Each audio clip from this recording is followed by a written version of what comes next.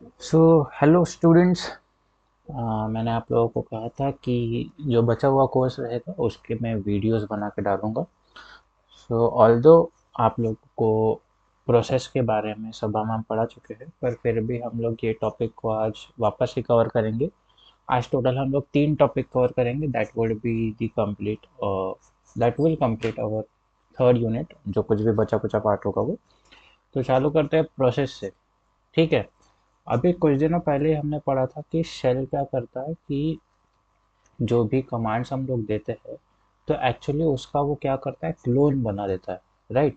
तो वो क्लोन को हम लोग बोलते हैं चाइल्ड प्रोसेस। ठीक है। और जिस वे से आपका अब जिस कमांड से वो चाइल्ड प्रोसेस बनी है, तो जो पेरेंट और चाइल्ड के बीच में जो भी कम्युनिकेशन होता है उसको पेरेंट चाइल्ड रिलेशनशिप कहा जाता है।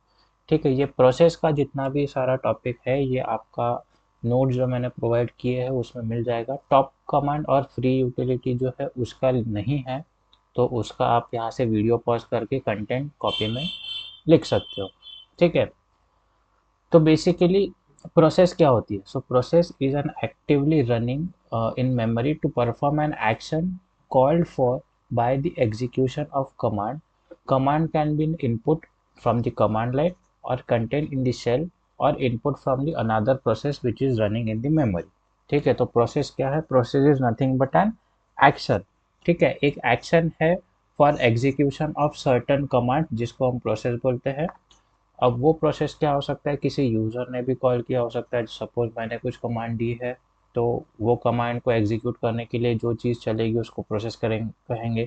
या फिर शेल कुछ खुद से दे सकता है, जो बैकग्राउंड प्रोसेस हम बोलते हैं, जो खुद से चलती रहती है बैकग्राउंड में।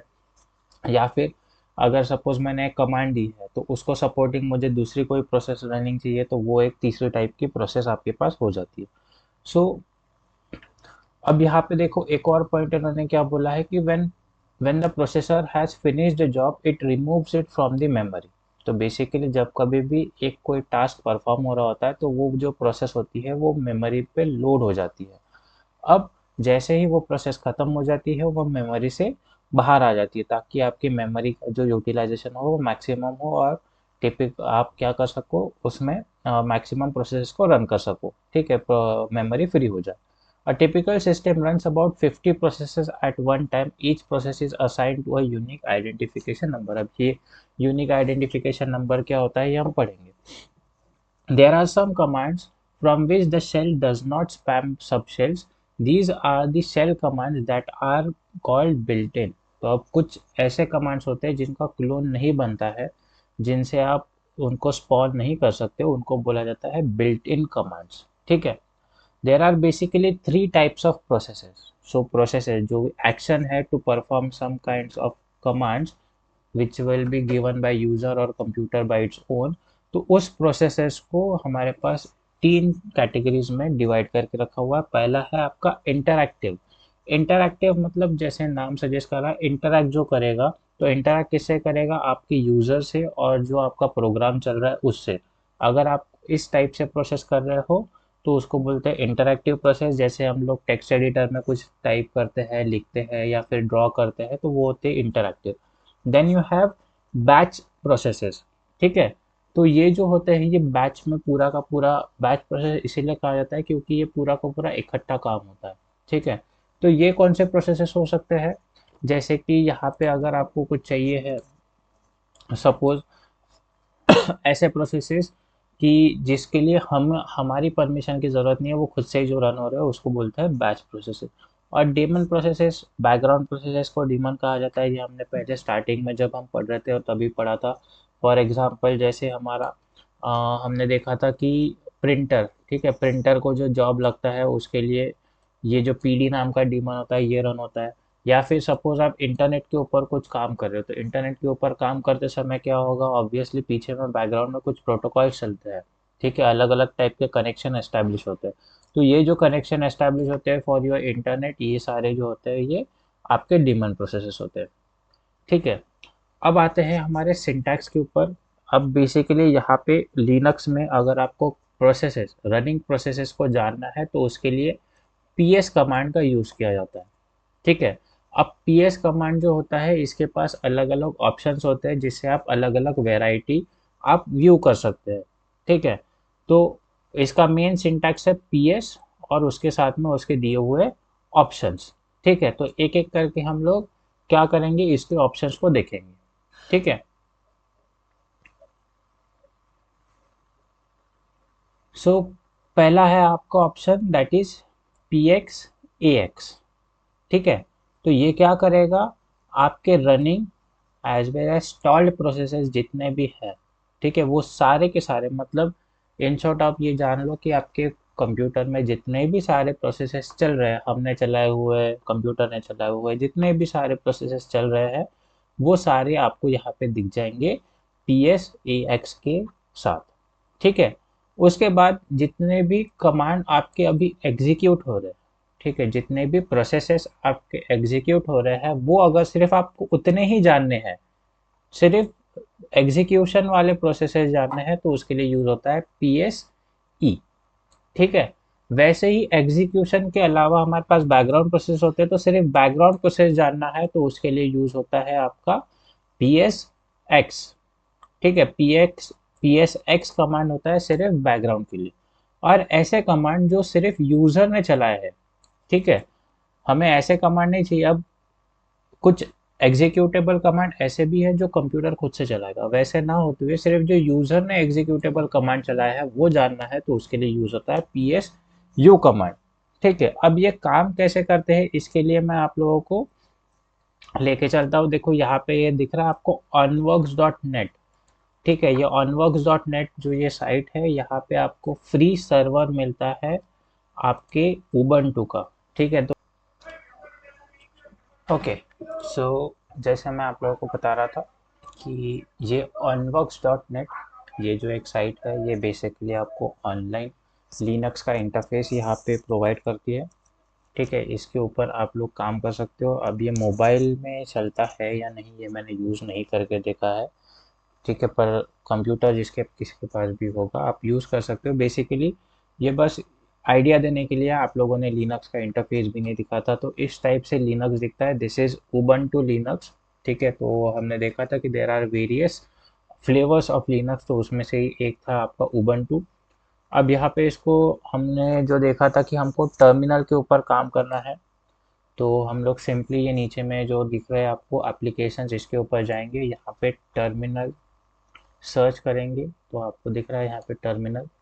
सो मैं जो आप लोगों को बता रहा था कि इस वे से आपको कुछ टर्मिनल का इंटरफेस दिखाई देता है। ठीक है, अभी हम लोगों ने देखा था कि करंट वर्किंग डायरेक्टरी आपको देखना है तो PWD कमांड हम यूज़ करते हैं। तो आपको देखो यहाँ पे दिखाई दे रहा है होम ऑनवर्क्स, जो इनकी साइट है वो उसी का होम यहाँ पे इन्होंने बना के रखा हुआ है।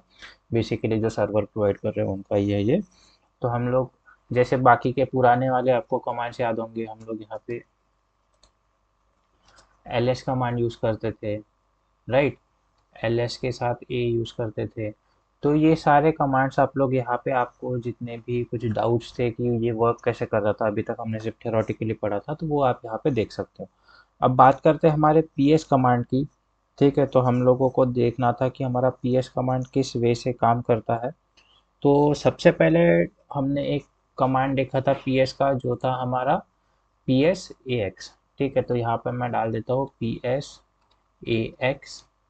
तो यहाँ पे देखो ये पूरी एक इन्होंने लिस्ट दिखा दी है कि यहाँ पे कौन से कमांड अभी चल रहे हैं। ठीक है, ये बेसिकली आपके देख रहे हो यहाँ पे ये टर्मिनल 2 TTY2 मतलब ये होता है टर्मिनल आपका। हाँ, जो आपको बताया था मैंने कि यूनिक आइडेंटिफिकेशन कोड होता है हर एक प्रोसेस का, तो ये PID जो होता है दिस इज प्रोसेस आइडेंटिटी। ठीक है, TTY this is for stands for the terminal, जो भी हम टर्मिनल यूज़ कर रहे हैं उसके लिए होता है वो। उसके बाद यहाँ पे आपको दिखाई दे रहा है टाइम। ठीक है, तो बेसिकली इस प्रोसेस को रन होने में प्रोसेसर का कितना टाइम लगा है वो इसमें आपको दिखता है ये टाइम में। और उसके साथ साथ यहाँ पे जो जो प्रोसेस यहाँ पे रन हो रही है, रनिंग प्रोसेसेस यहाँ पे आपको नज़र आ रही है। इसमें आप अगर ढूंढने जाओगे तो हमने अभी जो PS कमांड डाली थी, देखो ये PSAX हमने अभी डाली थी, तो PSAX भी आपको अभी नज़र आ जाएगी। ठीक है, इसके बाद हमने सेकंड वाली कमांड देखी थी PSE। तो PSE मैं टाइप कर देता हूँ। तो यहाँ पे देखो ये जो जितनी भी एग्जीक्यूटेबल कमांड्स है जो अभी रन बैकग्राउंड में चल रही है या फिर चला रहे हैं उसको यहाँ पे दिखा दे रहे हैं। Then PSX which was used to view the background processes. तो इतने सारी बैकग्राउंड प्रोसेसेस हमने अभी इसके पहले देखा था एग्जीक्यूटेबल प्रोसेसेस, ये है सारी बैकग्राउंड प्रोसेसेस। और दूसरा था PSU जो यूजर के एग्जीक्यूटेबल प्रोसेस जितने भी है जो यूजर चला रहा है। जैसे हमने अभी टर्मिनल ओपन किया तो वो क्या हो गया, बैश शेल हमारी ओपन हो गई। बाय डिफॉल्ट यहाँ पे शेल कौन सी है, तो बैश शेल है। तो बैश शेल ओपन हो गए तो ये भी एक प्रोसेस है, ये जो टर्मिनल खुला हुआ है ये भी एक प्रोसेस है। उसके बाद PSU जो कमांड हमने अभी टाइप की थी वो भी यहाँ पे चल रही है, ठीक है। अब नॉर्मली अगर हम PS कमांड अगर क्लिक करते हैं, ठीक है, PS जो हमारा नॉर्मल था PS and will press enter. तो यहाँ पे देखो आपको दो कमांड दिख रही है जो अभी करंटली रनिंग है। एक तो आपका बैश शेल चल रहा है, दूसरा हमने PS कमांड जो डाली थी वो चल रही है, ठीक है। अब इसके बाद अगर हमको देखना है कि ये वर्क किस तरीके से करता है, तो अभी बैश शेल, अभी ये जो टर्मिनल दिख रहा है इसी को बैश कहते हैं। पर अगर समझने के लिए समझो कि हमें नहीं समझ में आ रहा है ये क्या वर्क कर रहा है, तो हम लोग यहाँ पे एक और कमांड, यहाँ पे एक और बैकग्राउंड प्रोसेस यहाँ पे चलाएंगे जिसका नाम है XEYES, ठीक है। ये आपकी बाय डिफ़ॉल्ट कमांड है, एक टाइप का प्रोग्राम है जो आपको लिनक्स में अवेलेबल मिलता है। तो एक्साइज इसके सामने मैं @ डाल देता हूँ।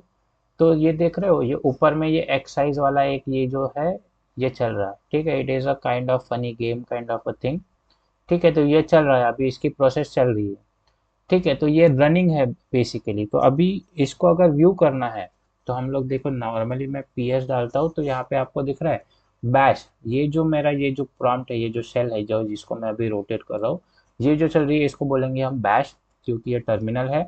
दूसरा ये एक्साइज जो ये जो प्रोसेस चल रही है इसको हम लोग एक्साइज बोलते हैं। और अभी हमने जो PS कमांड टाइप किया था वो एक PS कमांड। तो ऐसे टोटल इतने टाइप की कमांड यहाँ पे चल रही है। यहाँ पे PID दिख रहा है आप लोगों को, हर एक जो प्रोसेस है उसका एक ID दिया हुआ है। नाउ सपोज अगर मुझे एक आधे प्रोसेस को बंद करना है तो मैं क्या करूँगा, सिंपली यहाँ पे मैं टाइप करता हूँ किल, ठीक है। यहाँ पे हम टाइप करेंगे किल और उसके सामने 3 बार होगी किल, नहीं हाँ, किल और उसके सामने हम लोग ये जो प्रोसेस आईडी है, जैसे अभी आइज वाले की प्रोसेस आईडी है 4294, ठीक है। तो मैं ये 4294 यहाँ पे डाल के एंटर कर देता हूँ। तो देखो मेरा वो जो आइज वाला था वो बंद हो गया। अब मैं वापस से अगर व्यू करना चाहूँ मेरे प्रोसेसेस तो यहाँ पे वो दिखा रहा है, देखो ये जो मैंने आइज वाला प्रोसेस था अभी मैंने इसको क्या कर दिया है, टर्मिनेट कर दिया है, ठीक है।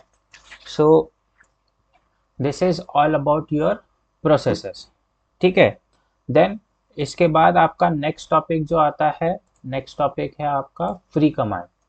तो बेसिकली फ्री कमांड क्यों यूज़ करते हैं, क्योंकि हमारे पास क्या होता है कि बहुत सारा स्पेस जो होता है वो अवेलेबल होता है, ठीक है। ये जो चीज़ें हैं ये आपको नोट्स में अवेलेबल नहीं है तो आप इसका स्क्रीनशॉट निकाल के रख सकते हो या फिर अभी वीडियो चलते चलते आप पॉज करके इसको लिख लो, ठीक है। तो फ्री कमांड किस लिए यूज़ होता है कि आपका जो प्रोसेसेस ये जितने भी चल रहे हैं तो ये प्रोसेसेस को क्या करते हैं, अभी मेमोरी के ऊपर लोड करते हैं, ठीक है। तभी जाके हम लोग क्या करते हैं, रैम में इसको लोड करते हैं तभी जाके ये क्या होगा, रन होगा, ठीक है।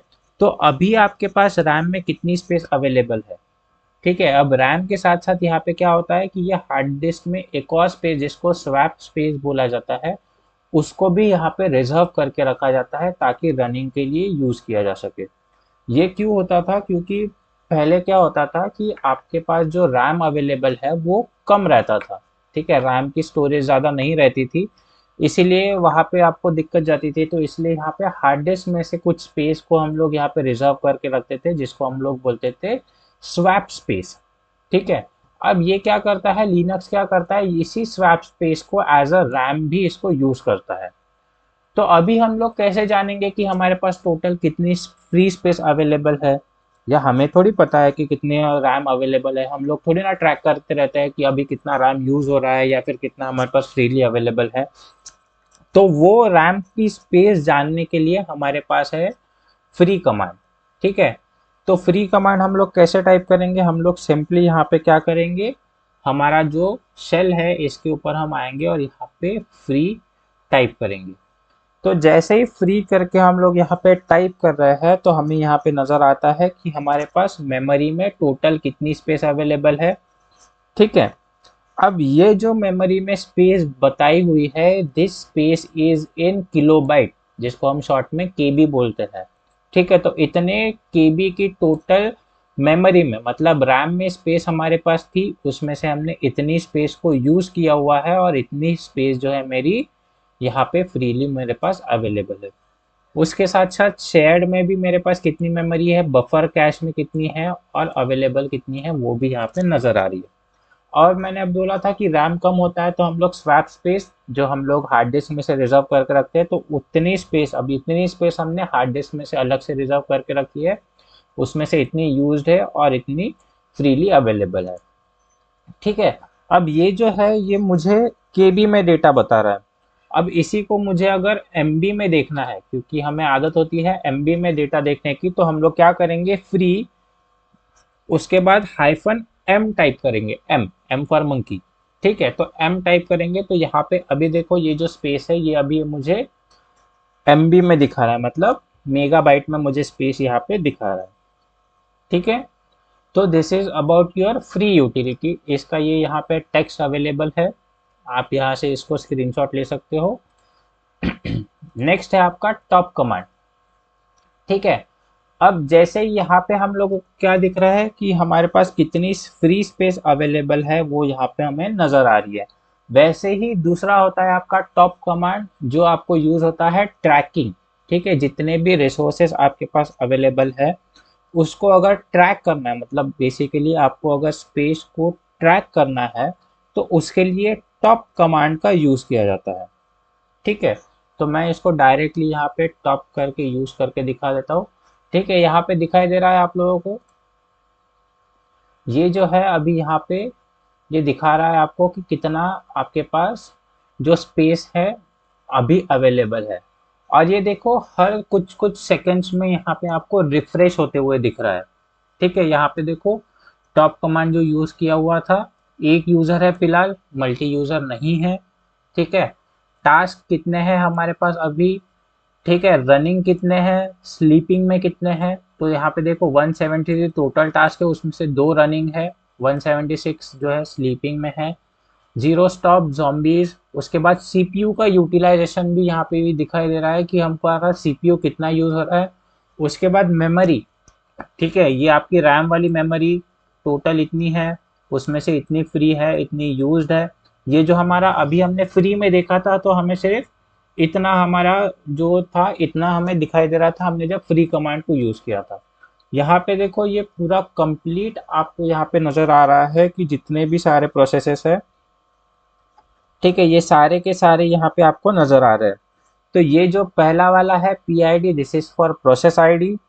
ठीक है, दूसरा वाला जो है ये आपका कौन से टाइप के यूजर ने इसको एग्जीक्यूट किया है। हमने देखा था यहाँ पे रूट यूजर, लोकल यूजर, दो टाइप के यूजर होते हैं, तो वो आपको यहाँ पे नजर आ रहा है। ठीक है, अब ये जो है सीपीयू परसेंटेज, ये देख रहा है परसेंटेज सीपीयू, तो ये परसेंटेज सीपीयू है कि टोटल आपका ये जो कॉलम है इसमें दिखाई दे रहा है कि सीपीयू कितने परसेंटेज में यूज हो रहा है। ठीक है, उसी के बाद ये जो है उसमें कितनी मेमोरी यूज हो रही है वो नजर आ रहा है, और ये कौन सी कमांड, मतलब कौन सी प्रोसेस चल रही है वो बता रहा है। ठीक है, अब टॉप में भी क्या होता है कि टॉप में भी आपको यहाँ पे जो नजर आ रहा है ये सारा केबी में यूज हो रहा है। ठीक है, अब इससे अगर आपको बाहर आना है तो आपको सिंपली क्यू प्रेस करना होता है। तो क्यू जैसे ही प्रेस करेंगे हम लोग देखो वापस हमारे बैश सेल पे वापस आ गए। ठीक है, नीचे दिख रहा होगा आप लोगों को। ठीक है, यहाँ पे हम लोग बैश सेल में वापस आ रहे हैं। अब इसी में मैं वापस टॉप करता हूँ और अगर मैं प्रेस करता हूँ एम, ठीक है, तो अभी जो मेरी मेमोरी जो दिखाई दे रही है वो आपको दिखाई देगी आपके मेगाबाइट में, एमबी में। मैंने अभी एम प्रेस किया तो आपको सारी की सारी जो है वो एमबी में यूज होगी। ठीक है, अब ये जो प्रोसेसेस है अगर इसको आपको प्रोसेस वाइज सॉर्ट करना है कि जो रनिंग प्रोसेस है तो उसके लिए पी यूज होता है। ठीक है, तो मैंने जैसे ही P प्रेस किया, अब यहाँ पे जो भी रनिंग प्रोसेसेस है वो ऊपर में हो जाएंगी और जो बाकी की प्रोसेसेस है वो नीचे आ जाएगी। ठीक है, वैसे ही अगर यहाँ पे आपको किसी प्रोसेस को किल करना है तो आपको यहाँ पे प्रेस करना पड़ेगा K, और उसके साथ साथ यहाँ पे उसका प्रोसेस नंबर बताना पड़ेगा। जैसे यहाँ पे दिखाई दे रहा डिफ़ॉल्ट PID 690, अगर यहाँ पे मैं एंटर करता हूँ तो ये जो 690 वाली प्रोसेस है, जो एक्स ऑर्ग वाली जो चल रही है, वो प्रोसेस जो है वो किल हो जाएगी। और सिंपली इसके बाहर आना है तो आपको क्यू प्रेस करना है। जैसे ही क्यू प्रेस करेंगे तो हम लोग इसके क्या हो जाएंगे, बाहर आ जाएंगे। ठीक है, अब आते हैं इसके थियरी के ऊपर। यही चीज़ मैंने यहाँ पे आपको लिख के दी हुई है। तो बेसिकली दोनों में डिफरेंस क्या है, फ्री यूटिलिटी जो है, फ्री वाला जो है, ये यूज़ होता है आपको कि जानने के लिए कि आपके पास अभी कितना स्पेस अवेलेबल है, टोटल स्पेस।